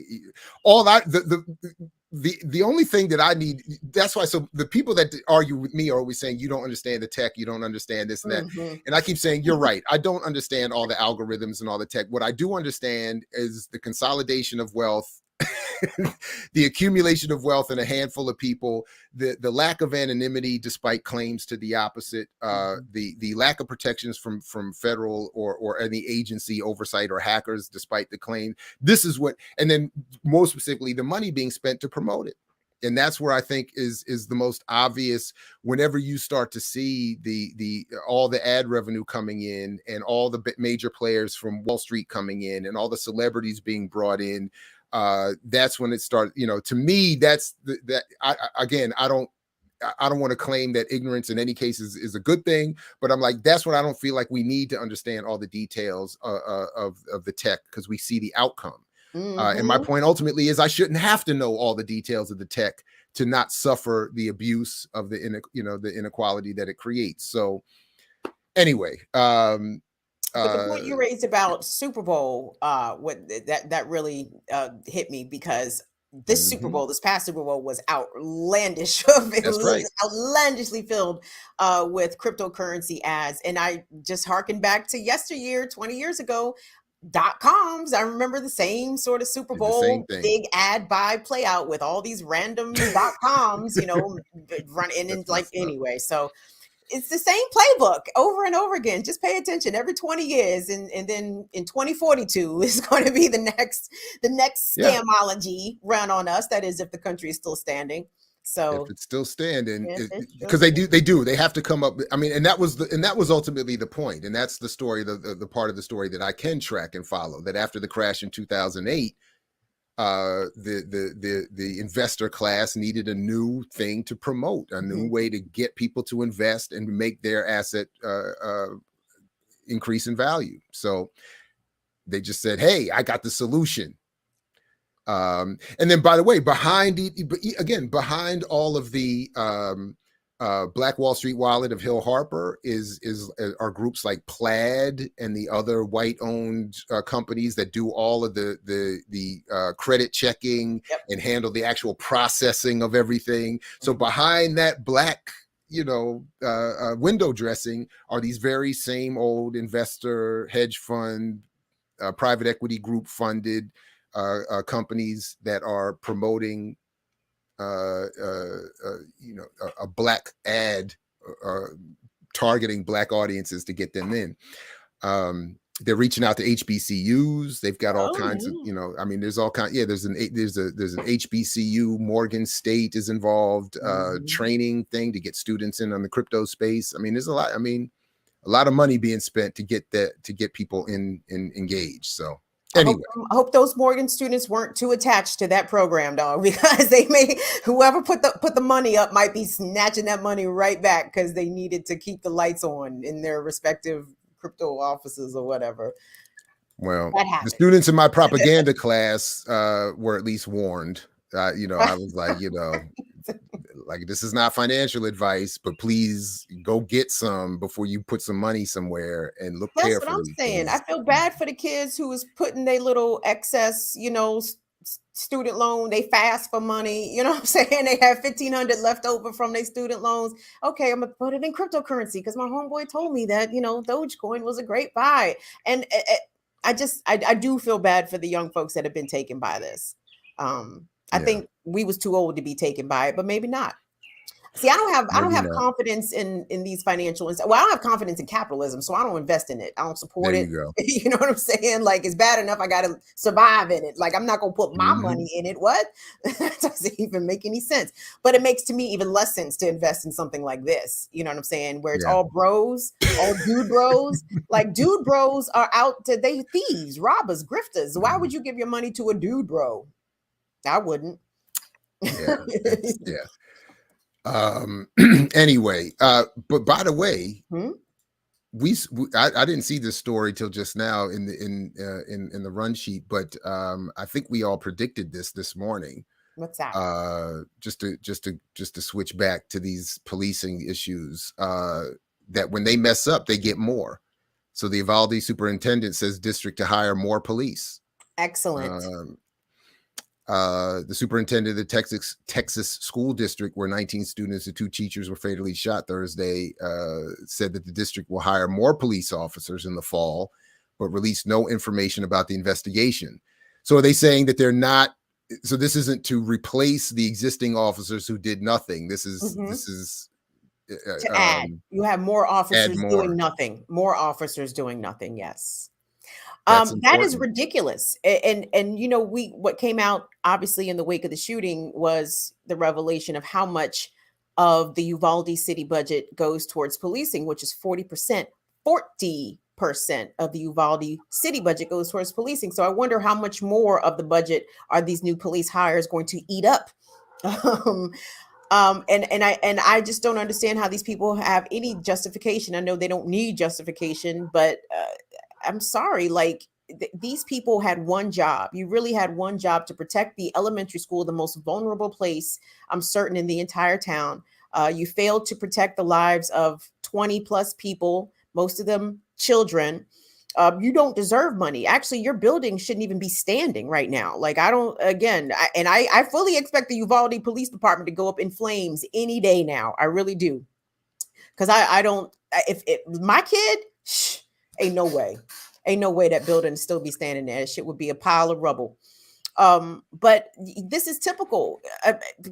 All the time, every time that and this is sort of representative of what has been happening generally nationwide after the 2020 protests surrounding George Floyd's murder and Breonna Taylor's murder. the calls for defund police were rebuffed, and they went in the opposite direction. And now police have more funding than ever. And if more instances of police incompetence or misconduct or cowardice or brutality continue to come out, it's never a reason for the elected officials to actually cut police funding. Like they just, it's always going to be a reason to give them more. And that's sort of the part of the dystopia that we find ourselves in, that common sense would say they deserve less and that we need to come up with alternative solutions, but that we don't live in a common sense society. we live in fascism, and fascism says we gotta make the police state harder. We have to harden our schools as opposed to finding different ways to protect the students, because the police clearly did not keep these kids safe. Well, because Kim, they're too busy. If they're not surveilling activists like April Goggins, who I know you spoke with last night, they are harassing and spying on Black reporters and activists for years. So as Wendy C. Thomas says, a Black journalist who covered police in Memphis, one officer admitted to spying on her. She's on a long list of prominent Black journalists and activists who have been subjected to police surveillance over decades. So, you know, yeah, that they're busy, Kim. They're too busy to save children or to stop any actual, you know, whatever, to stop. Yeah, anyway, I don't even know what to say. But that's what I'm saying. Like, how could I not be rooting? And for is maybe overstating it a bit, but I'm not rooting for, but cheering on the white supremacists beating the shit out of U.S. Capitol Police. You know what I'm saying? Because that doesn't happen. And the police needed their ass kicked that day, and they got their ass beat that day. But really, all police across the country need to experience something like that. And the funny thing is that, again, all the surveillance is going to go on Black and brown people. Meanwhile, the whites, the whites is out here openly organizing, planning terroristic acts, etc. And they shrug their shoulders, the police that is, and we didn't even know Dakota and them was coming to town. We didn't even know.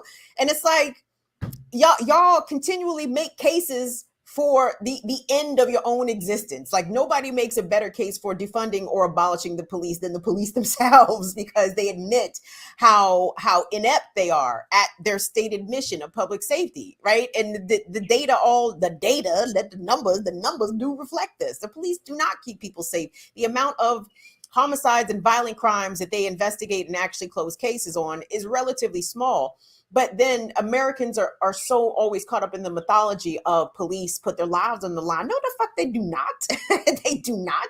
Uvalde was a perfect example of that. The police are not going to put their lives on the line, and they will harass and terrorize parents or regular citizens who are trying to help, save their own family members from a perilous situation. So I'm not a little afraid. I'm very afraid here, Jared, because there is no political will to take money away from the police. Like, it seems like no case can be made to politicians that would have them see things our way, right? And then they're not going to do it. They refers from Biden on down.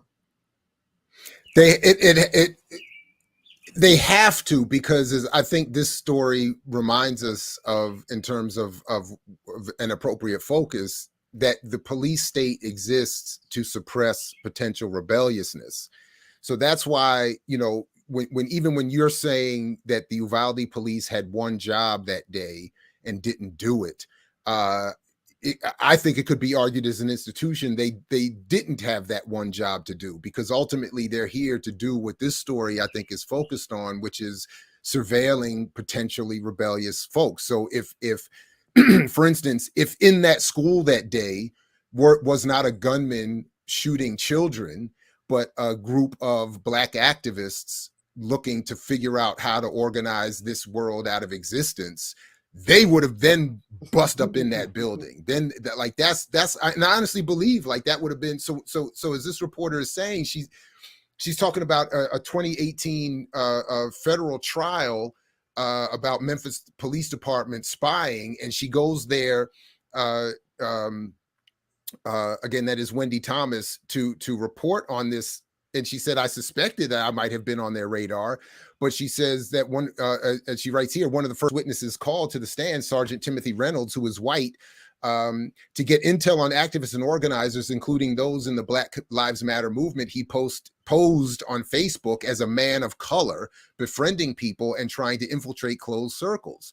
Projected onto a screen in the courtroom was a screenshot of people Reynolds followed on Facebook. My head was bent as I wrote in my reporter's notebook, "What does this entry indicate?" ACLU attorney Amanda Strickland Floyd asked. "I was following Wendy Thomas," Reynolds responded. For what purpose, though? Wendy C. Thomas. But I know the purpose. But I mean, what is their stated purpose? We suspected her of colluding and working with, you know what I'm saying? Like, what is the criminal investigation here? There is none, right? Like, they don't think these people are committing crimes. I don't know the specifics of this story, but I think in general that you're correct. I mean, what could she have been suspected of doing? She's a professional reporter. Again, in the court, the only reason she heard this is because she's in the courtroom reporting on the trial of the Memphis Police Department. And so I would have to read the rest of this story. I don't know what maybe someone in the chat does, but I don't know what their official claim would be. But I think to your point, we know what it is. It's to harass people who would be potentially those like she would be positioned to interrupt their surveillance of a movement. So I also have to say again, as the melaninly challenged one up here, I'm offended that this white dude would be posing as a person of color, which makes I think trickles down in some way to negatively impact me. But fuck him for that. In addition, but yeah. Anyway, I don't know the details beyond that. I just think, she's just detailing here a long history of the police doing what is being claimed here, but I don't know what their specific reason is for, it's just laughable. Right. It's just laughable. Like, especially, using the example of Washington, D.C. and the Metropolitan Police and what they're doing to April Goggins. It's like, there are so many unsolved homicides in the city.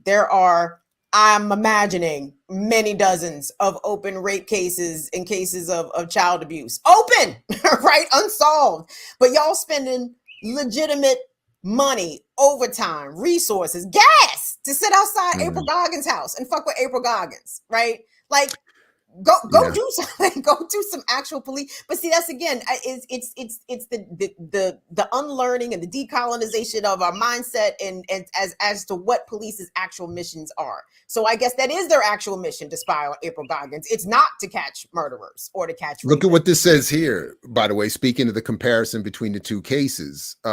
Wendy Thomas here says that 2 days after Reynolds' testimony, I filed a public records request with the city of Memphis asking for all joint intelligence briefings, emails, or other documents that referenced me or any other journalist that the MPD was following on social media.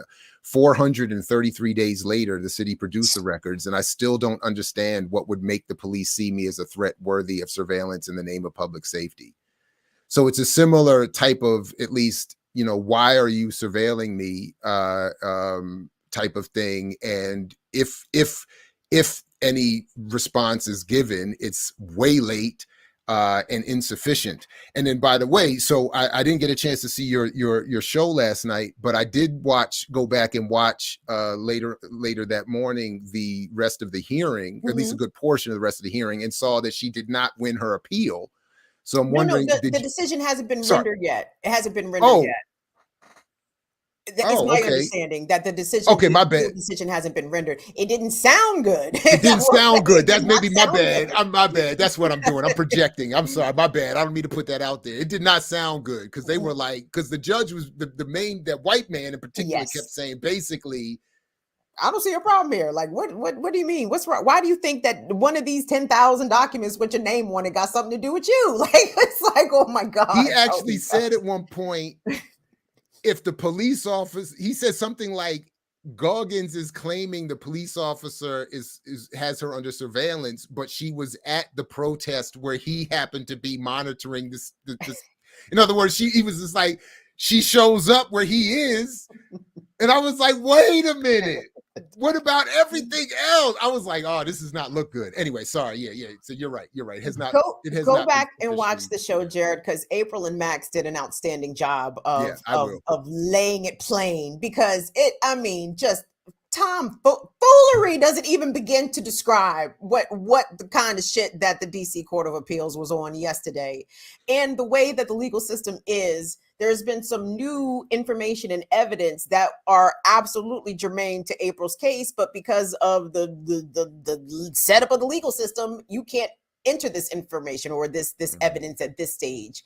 And it's preposterous. Like, it doesn't make any fucking sense. And shame again on local DC media for not covering this case surrounding April Goggins and her lawsuit against Metropolitan Police. I heard about the white woman suing the police. I know all about the white woman. So everybody done covered the white woman suing the police. A now TV station, besides Black Power Media and Burn It Down with Kim Brown, have fully explored what's going on with April Goggins' case as well, which is extremely important. As Max pointed out last night on the show, I mean, this is absolutely a free speech issue. I mean, you don't have free speech if the police are going to surveil you and then fail to disclose the hows and the whys as to why you are under said surveillance because of your political speech. So you don't really have political speech if the police are policing it by and large. So, oh man, the white judge was rude. Say that. he was old white manning it up at a very high level. That's why I'm glad it looked quintessentially stereotypically white man judging. I mean, he was like, I'm here, I'm what do they call it, a central casting. He was taken from central casting of white judges. It was just sitting there like, what is the issue? It is very much that attitude that I think generally exists in white America, which is if we aren't literally enslaving you and hanging you from a tree, like, why are you complaining? Is it like, I really think that they work from that institutionally, collectively work from that ethic. They're like, I mean, damn, I mean, you I'm not like spitting in your face and calling you the N-word to your face. Like, what more do you want from me? It's like, I'm doing the best I can. It's like, and there's that, in addition to the fact that it's like, well, Negro, if you are going to speak out against police and the conditions of your people, what do you expect? Of course the police are going to fuck with you. You know what I'm saying? Like, I thought this was America, people. That's it. That's what he was saying. When the part that I was thinking of, where he's saying she was where he was looking, so you can't claim surveillance. That's what he's saying. To your point, you got it. That's exactly right. You're causing him to surveil you by acting out against him. So what do you expect? And how could you dare show up in my courtroom this morning after I watched Mr. Kang argue his case for like 3 hours? I looked at that was the part I was like, shout out to Mr. I don't even know what his case was. I kept coming back in there and he was still going. I was like, damn, get it, my man. I know you got to advocate. Mr. Kang had his shit together. Mr. Kang was ready. He was ready for court that day. He was like, So anyway, that's what held us up from getting to April's case. I was like, man, but he was like, look, I can't, this is my appeal. Damn it. I got, anyway. And listen, and when I hear the funny sounds on my phone, you know what I'm saying? And I suspect that them FBI boys, shout out to the CIA in the chat probably, you know what I'm saying, checking us out this morning. Every time I hear funny sounds on my phone, I cuss them all the time. I said, what exactly do y'all think it is that I'm doing? Like, why in the world would you be spying on little old me? What is it that you think that I am doing over here? Seriously, like, do I want to see America fail? Yes, yesterday. Absolutely. Make no mistake about that. But what is it that you think I'm doing that y'all got my mama over here worried because she hearing echoes and shit on the phone? Like, it's so preposterous. It's like white people are out here literally ripping down the nation brick and mortar. But meanwhile, Negroes trying to advocate and organize, that we got to get a whole squad, whole unit on that. Look, even my running joke is even the Jews in my family were under surveillance. So I just expected, they took my uncle, the FBI snatched my uncle up and then produced, this is my I'll never forget this story. They snatched him up because of his labor organizing. And part of the evidence was they produced a petition that his mother had signed in the 1920s around her communist activism. And they were like, we know who you are. And then my pops got surveilled by everybody. and so I just assume, I'm surveilled by blood, not relation, as they say, right? I'm just, but I think the April's example is that we should all assume it, and unfortunately, the more aggressive we become and more organized we become, the worse it will get, and the more we have to be prepared for that. So, I think, shout out to April. Sorry, go ahead. What I think we should do here on BPM, and maybe extend this out to everybody that supports and watches us. Oh, let's run some FOIA requests. Let's check out what's in our FBI files, if they'll show us. I mean, maybe we should, as a collective, do that. Request our own records, and maybe we'll do a thing where we read. That's a good idea. The only time I've done it, because and this thing with April reminded me, like I had sent one in for information on my father, and the response was, "I don't know what you're talking about." So now, and especially after other documents have been revealed about my father, I was like, in hearing now that they lied about April and everything else, I'm like, maybe we should all drop our name in that joint and do a mass FOIA request. That's a good idea. I think that's a good idea. I think should, because I bet you some of y'all are gonna come back real interesting. Some of y'all gonna come back real interesting as to what and to the extent the police have been surveilling and for how long. That's something I'd be curious about. You know what I'm saying? I was out there mad at Bush a lot during the Iraqi and Afghanistan invasions. So I wonder. I wonder too, and I wonder if I would be disappointed if I didn't have much on me. I think that's how I would feel. I think I'd be like, "Damn, really? Damn, I ain't doing enough out here. I didn't do anyway." No, I think Kim. Anything? Yeah, sorry. Go ahead. You got a few pages, I bet you, Jared. They got you. Well, let's see. Let's find out. Let's all find out. Kim, anything real quick you want to let us know about before we come back tomorrow? Or are you on tomorrow morning? What's up? I will be on tomorrow morning. Catch me at 3:00 today on the live hour with By Any Means Necessary with Jackie Luke. Y'all can't tell me shit. Jackie, don't forget the voice. Y'all can't tell me nothing, dog. Tomorrow I'm gonna be kicking it with Sabby Sabs and JB Font over on Revolutionary Blackout Network tomorrow at 6. I know what we're talking about, and it has to do with the shit that we talk about all the time on this channel. I'm not going to say it, but, we talk about melanation and the lack thereof. So that's the hint. So that's tomorrow at 6. And then what's my show? Burn It Down with Kim Brown Friday. But I'm going to be on tomorrow. You off tomorrow, Jared? I don't know. It depends on who everybody else. I'm playing. I'm 6-manning off the bench. If we got a squad, if we can run our 5-on-5, I'll sit down. If we need somebody in the rotation, I'll jump on. That's the beauty of my summer times. And yeah, better way to spend the summertime. How did your prof evals go? Did the kids love you this semester? I didn't see them. I haven't seen them yet. But they would have to. All my evals got to be. My evals got to. They better be. What they gonna complain about? I'm just shit. No. Usually, I didn't see this semester, but usually, the worst thing I have actually ever seen is that either the biggest complaint, which sometimes is a complaint, he's too easy, and he's too overt with his politics. Those are generally the only. But usually, I'm a too easy. What does that mean?